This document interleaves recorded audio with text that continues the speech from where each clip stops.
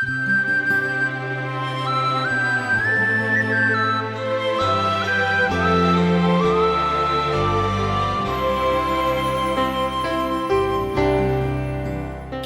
11వ అధ్యాయం మొదటి వచనం నుండి.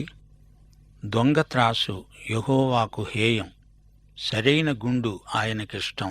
అహంకారం వెంబడి అవమానం వస్తుంది. వినయము గలవారి వద్ద జ్ఞానమున్నది. యథార్థవంతుల యథార్థత వారికి తోవ చూపిస్తుంది. వృత్తి వ్యాపారాలలో నిజాయితీ ఎంతో అవసరం. వంచన దేవునికి అసహ్యం. గర్విష్ఠులను దేవుడు అవమానానికి గురిచేస్తాడు. సాత్వికులు దీనమనస్కులు ధన్యులు, వారు భూలోకాన్నే వశపరుచుకోగలరు. సాత్విక నిరోధంలో గొప్ప శక్తి ఉంది. మంచి మనిషికి యథార్థశీలం మార్గదర్శకం. వంచకునికి నాశనమే గతి. 4వ వచనం. ఉగ్రత దినమందు ఆస్తి అక్కరకు రాదు, నీతి మరణము నుండి రక్షిస్తుంది. విమర్శ దినమందు నీ ఆస్తి నిన్ను తప్పించజాలదు, నీ నీతే ఆ రోజున నిన్ను కాపాడుతుంది. నీతిమంతులు అంతిమ తీర్పులోకి రారు. తీర్పు దినాన దేవుడు అందరి లెక్క చూస్తాడు. ప్రతి ఒక్కడూ దేవునికి లెక్క అప్పగించాల్సిందే. ఆ రోజున నీ ఆస్తిపాస్తులు నీకు విడుదలను కొనిపెట్టలేవు. ప్రభువును నీవు ప్రేమించే వ్యక్తివైతే, ఆయన పట్ల నీకు విధేయత ఉంటే, అదే తీర్పు దినాన నీకు రక్ష, లేకపోతే నిత్య శిక్ష. యథార్థవంతుల నీతి వారి మార్గాన్ని సరళం చేస్తుంది, వారిని విమోచిస్తుంది. భక్తిహీనులు విశ్వాసఘాతకులు పడిపోతారు. వారి దురాశే వారిని పట్టుకుంటుంది. భక్తిహీనుడు బలాఢ్యుడే అయినా అతనికి ఆశాభంగం తప్పదు. అతని ఆశ నిర్మూలమైపోతుంది. 8, 9 వచనాలు. నీతిమంతుడు బాధ నుండి తప్పించబడతాడు, భక్తిహీనుడు బాధ పాలవుతాడు. భక్తిహీనుడు తన నోటి మాట చేత తన పొరుగువారికి నాశనం తెప్పిస్తాడు. నీతిమంతునికి కూడా బాధ కలగవచ్చుగాని దేవుడతణ్ణి తప్పిస్తాడు. అయితే విశ్వాసఘాతకునికి అట్టి హామీ లేదు. మాటలు ఆయుధాలై ఇతరులను గాయపరుస్తాయి. కొందరి మాటలు రంపపు కోతలే. అయితే విశ్వాసుల మాటలు మృదువైనవి. స్నేహశీలం వారి మాటలలో ఉట్టిపడుతూ ఉంటుంది. మన మాటలు నిర్మాణాత్మకమైనవిగా ఉండాలి గాని వినాశనాత్మకమైనవిగా ఉండకూడదు. తెలివి చేత నీతిమంతులు తప్పించుకుంటారు. నీతిమంతులు వర్ధిల్లడం పట్టణానికి సంతోషకరం. భక్తిహీనులు నశించేటప్పుడు ఉత్సాహధ్వని పుడుతుంది. మంచి మనిషి విజయానికి అందరూ జేజేలు చెబుతారు. చెడ్డ మనిషి చస్తే అందరూ సంతోషిస్తారు. యథార్థవంతుని దీవెన వల్ల పట్టణానికి కీర్తి. భక్తిహీనుల మాటలు పట్టణాన్ని బోర్లదోస్తాయి. నీతిమంతులు ఉత్తమ పౌరులు. చెడ్డవారి మాటలు పట్టణం పతనానికి కారణమవుతాయి. తన పొరుగువాణ్ణి తృణీకరించేవాడు బుద్ధిహీనుడు. వివేకి అయినవాడు మౌనంగా ఉంటాడు. జగడమాడకూడదు. నాలుకను అదుపులో పెట్టుకోవాలి. కొండెగాడై తిరిగేవాడు పరుల గుట్టు బయట పెడతాడు. నమ్మకమైన స్వభావం గలవాడు సంగతి దాచుతాడు. ఉబుసుపోక కబుర్లు పుకార్లై ఊరంతా వేగంగా ప్రసరిస్తాయి. నమ్మకమైన వ్యక్తులు పుకార్లను ప్రచారం చెయ్యరు. 14వ వచనం. నాయకులు లేని జనులు చెడిపోతారు. ఆలోచనకర్తలు అనేకులుండడం రక్షణకరం. మంచి నాయకుడు అనేకుల ఆలోచనలను వింటాడు, వారితో సంప్రదిస్తాడు, చర్చిస్తాడు. ఏకపక్ష నిర్ణయంలో పక్షపాతం ఉండవచ్చు. నలుగురి అభిప్రాయం తెలుసుకొని నాయకుడు సరైన నిర్ణయం తీసుకుంటాడు. ఇంటా బయట ఉద్యోగంలో సంస్థలో నాయకుడు క్షణికోద్రేకంలో నిర్ణయాలు చేయకూడదు. సంఘ నాయకులు ఈ సూత్రం తప్పక పాటించాలి. ఎదటివాని కోసం పూటపడినవాడు చెడిపోతాడు, పూటపడనొప్పనివాడు నిర్భయంగా ఉంటాడు.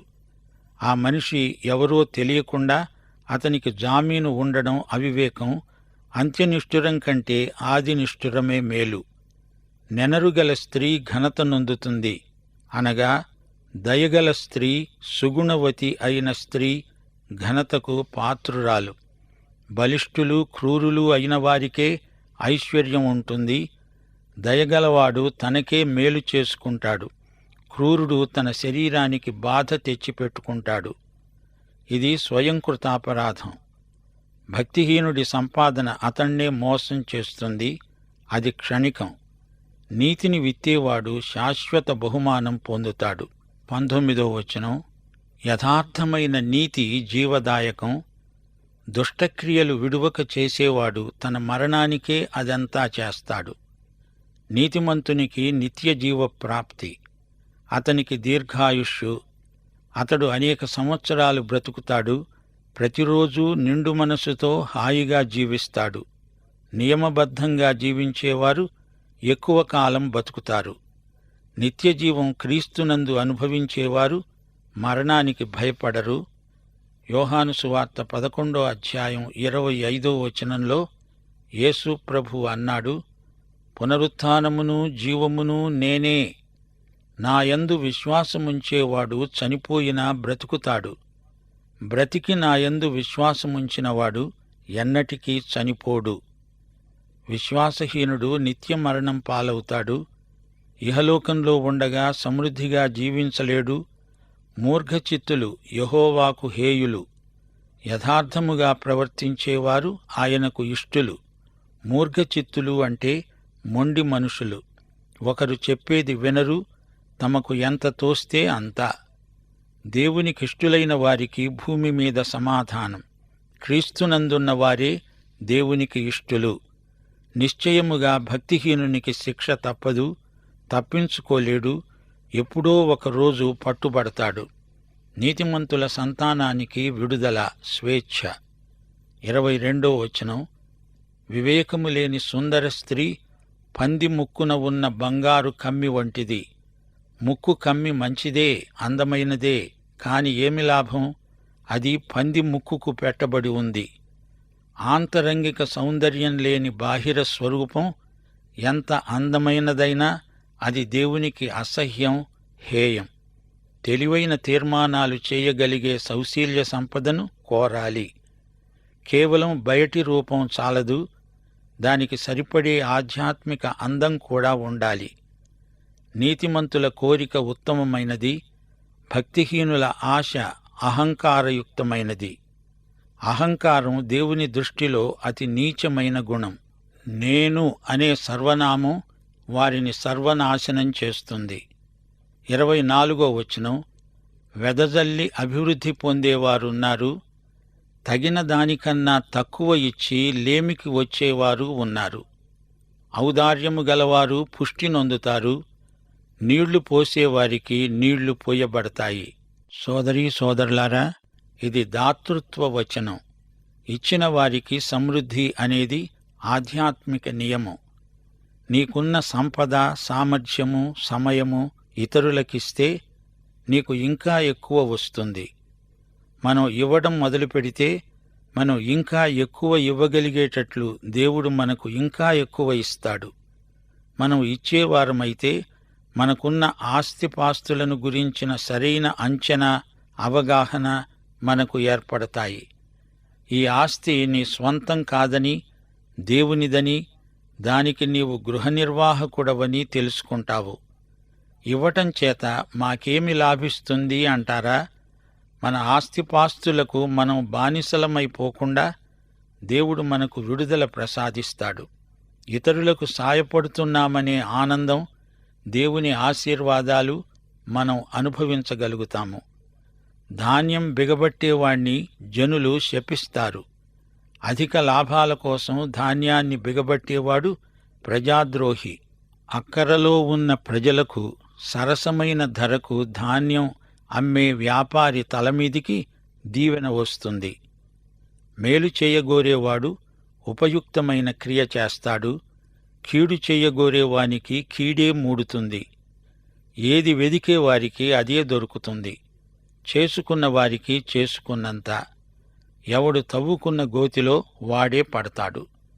ధనాన్ని నమ్ముకున్నవాడు పాడైపోతాడు. నీతిమంతులు చిగురాకు వలె వృద్ధి నొందుతారు. డబ్బును నమ్ముకున్నవాడు అధోగతి పాలైపోతాడు. దేవుణ్ణి నమ్ముకున్నవాడు ఫలభరిత వృక్షంలాగా వర్ధిల్లుతాడు. 29వ వచనం, తన ఇంటివారిని బాధపెట్టేవాడు గాలిని స్వతంత్రించుకుంటాడు. ఇంట గెలిచి రచ్చగెలువు. ఇంట్లో వారిని వేధించేవాడికి చివరికి మిగిలేది గాలి. కలకంఠి కంట కన్నీరొలికిన సిరి ఇంట నుండనొల్లదు అనేది మన ఆర్యోక్తి. భార్యను ఏడిపించేవాడు, పిల్లలను హింసించేవాడు దరిద్రుడవుతాడు. మూఢుడు జ్ఞానహృదయులకు దాసుడవుతాడు. జ్ఞానికి అజ్ఞాని లోకువ. జ్ఞానిదే పైచేయి అవుతుంది. ప్రియ సోదరీ సోదరులారా, దేవుడు మనలను కుటుంబాలుగా ఏర్పరిచాడు. కుటుంబం దేవుడు ఆశీర్వదించిన వ్యవస్థ. కుటుంబ సంబంధాలలో అంగీకారం, ఆమోదం, ఆదరణ, అనురాగం, ప్రోత్సాహం, పరస్పర సహకారం ఎంతో సమృద్ధిగా లభిస్తాయి. కుటుంబాన్ని కాదని వెళ్ళిపోయేవాడు మూర్ఖుడు.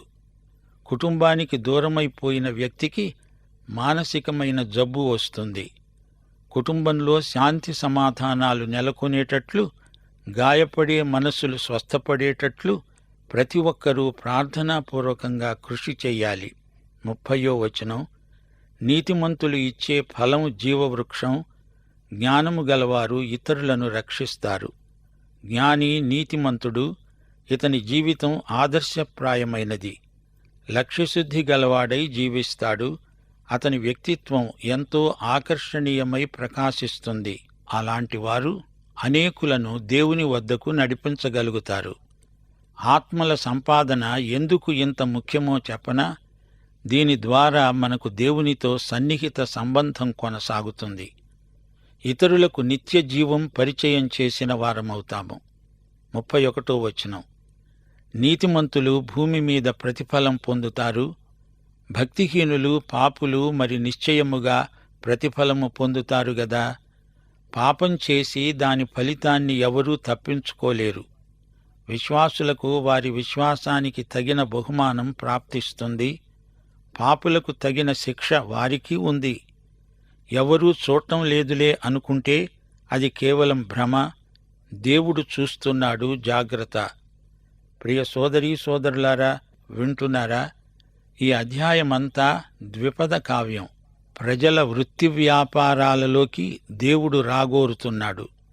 నీ వృత్తిలో కూడా దేవునితో నీవు భాగస్వామివి, ఆయనతో జత పనివాడవు. తెలిసిందా? ఈ అధ్యాయం వింటూ ఉండగా మీకు ధనికుడు లాజరు కథ జ్ఞాపకమొచ్చింది గదూ. ధనవంతుడి ధనమంతా అతణ్ణి పరలోకానికి చేర్చగలిగిందా? లేదు. కాని లాజరు నీతి అతణ్ణి పరలోకానికి తీసుకువెళ్ళింది. లాజరు నీతిమంతుడు. ఇహలోక ధనంతో పరలోక ఆశీర్వాదాలను కొనలేము. హామాను దుష్టుడు, మొర్దెకై నీతిమంతుడు. వీరిద్దరి మధ్య తారతమ్యం ఈ అధ్యాయంలో తేట తెల్లం చేయబడింది. వేషధారి నటిస్తాడు. అతని వాస్తవ జీవితానికి, వేషం కట్టినప్పుడు మాట్లాడేదానికి పొంతన ఉండదు. అయ్యో వేషధారులారా, మీకు శ్రమ అంటూ ప్రభువు గద్దించాడు. ఈ అధ్యాయంలో యోసేపు, పోతిఫరు భార్య మనకు పరోక్షంగా కనిపించారు. ఆమె చెడ్డ స్త్రీ. యోసేపు మీద లేనిపోని అభాండాలు వేసింది. దానికి ఫలితంగా అతడు తాత్కాలికంగా చెరసాల నిర్బంధంలో శ్రమపడవలసి వచ్చింది. అయితే ఎట్టకేలకు సత్యమే గెలిచింది. యోసేపు జ్ఞాని, ఆమె మూర్ఖురాలు. మరో ఇద్దరు ఈ అధ్యాయంలో మనకు జ్ఞాపకమొస్తారు. దావీదు నాటి నుండి నేటి వరకు మనకు మంచి జ్ఞాపకం. మరి సౌలో, అతని విషాదాంత గాథ మనకెంతో బాధ అనిపిస్తుంది. విమర్శల పట్ల మన వైఖరి ఎలా ఉండాలో దావీదు మనకు నేర్పాడు. ఒక చెంప షిమి దూషిస్తూ, తన మీద రాళ్లు వేస్తూ, తనతో నడుస్తూ ఉంటే దావీదు చూపిన సహనం, దీర్ఘశాంతం ఎంతో ప్రశంసించదగినవి. దావీదు చూపిన నిగ్రహం మనకు గొప్ప మాదిరి. ప్రియ సోదరీ సోదరులారా, యేసుక్రీస్తు నిర్వహించే ఈ జ్ఞాన విద్యా మందిరంలో యువకులు జీవిత పాఠాలు ఎన్నో నేర్చుకోగలరు. మరో మాట, దానియేలు గొప్ప ఆలోచనకర్త, రాజనీతి ఎరిగిన జ్ఞాని. అతని సలహా మేరకే కోరెషు ఆజ్ఞ జారీ చేసి యూదులు తమ స్వదేశానికి తరలి వెళ్ళిపోవచ్చు అన్నాడు. ఈ అధ్యాయంలో దాతృత్వ పాఠాలు కూడా మనమెన్నో నేర్చుకున్నాము. 2 కొరింథీ 8వ అధ్యాయం 9వ వచనంలో పౌలు ఈ సంగతే చెప్పాడు. మీరు మన ప్రభువైన యేసుక్రీస్తు కృపను ఎరుగుదురు గదా. ఆయన ధనవంతుడై ఉండి మీరు తన దారిద్ర్యము వలన ధనవంతులు కావాలని మీ నిమిత్తము దరిద్రుడయ్యాడు. కీర్తనలు 69 వచనం 4. యేసు ప్రభువును గురించిన ప్రవచనమున్నది, నేను దోచుకొనని దానిని ఇచ్చుకోవలసి వచ్చింది. యేసు మన బాకీ చెల్లించి మనలను పాప రుణ విముక్తులను చేశాడు. దేవునికి స్తోత్రం. ఈ అధ్యాయంలో నెనరుగల ఒక స్త్రీ పేర్కొనబడింది. ఈమె ఎవరో కాదు, రూతు. రూతు గ్రంథం 3వ అధ్యాయం 11వ వచనంలో బోయజు ఆమెను గురించి ఇచ్చిన సాక్ష్యం, నీవు యోగ్యురాలవని జనులందరూ ఎరుగుదురు. బోయజు ఆదర్శప్రాయుడైన భూస్వామి. యోహాను సువార్త 5వ అధ్యాయం 24వ వచనం ఈ అధ్యాయంలోని హెచ్చరిక కూడా అదే. ఇది సామెతల గ్రంథంలోని కొత్త నిబంధన స్వరం. నా మాట విని నన్ను పంపిన వానియందు విశ్వాసముంచేవాడు నిత్యజీవము గలవాడు. అతడు తీర్పులోనికి రాక మరణములో నుండి నిత్యజీవములోనికి దాటి ఉన్నాడు. ధాన్యాన్ని తన స్వార్థం కోసం, అధిక లాభం కోసం దాచిపెట్టిన నాబాలు మనకు ఈ అధ్యాయంలో కనిపించాడు. అతడు లోభి, మూర్ఖుడు. అబీగయీలు భర్త. ఈమె గొప్ప జ్ఞాని. నాబాలు హఠాత్తుగా మరణించాడు. అలాగే యోసేపు కరువు సంవత్సరాలకు ధాన్యం సేకరించి ప్రజలకు పంచిపెట్టిన జ్ఞాని. ధాన్యమంటే దేవుని వాక్యమే. దాన్ని ప్రజలకు విరివిగా పంచిపెట్టాలి. సంఘాలు ధాన్యం నిలువ చేసే గిడ్డంగులు కాదు, పంచిపెట్టే సమాజ కేంద్రాలు. దైవాశీస్సులు. ఆమేన్.